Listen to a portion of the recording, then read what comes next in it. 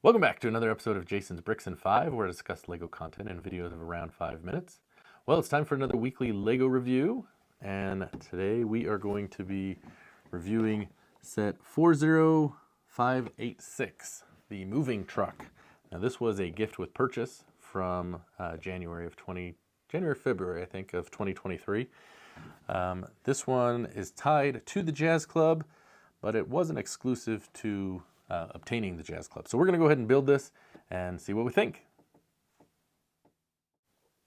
As always, we'll start with the build experience. This set contains 301 pieces and has 6 stickers.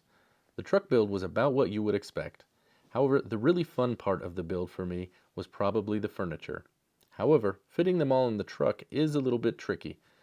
The one area of the build that I really have an issue with, however, is the moving box, as the lid does not really have any clutch to stay in place, and this is an issue when you're loading the back of the truck. However, overall, I would have to say that the build experience did exceed my expectations. Now we'll move on to the details or Easter eggs of the set. While this set is a generic LEGO truck not tied to another IP, that does not mean that it lacks Easter eggs. This clearly has references to past modulars such as the Jazz Club, the Diner, and Boutique Hotel, and definitely exceeded what I had expected. Now for the displayability or playability. This set would be a great addition to any LEGO city. You can easily see how it could be used to create a moving scene outside the Jazz Club or somewhere else in the city.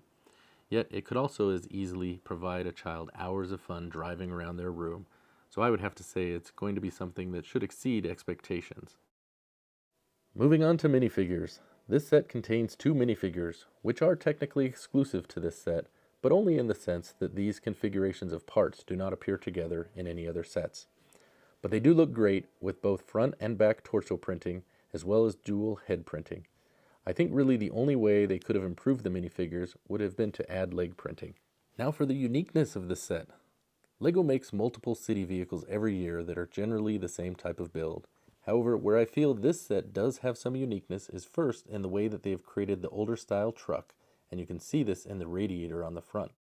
The second way I feel is unique is in the nods to the modulars. Not every set pays homage to some of the older sets as this one does, and I think it is great.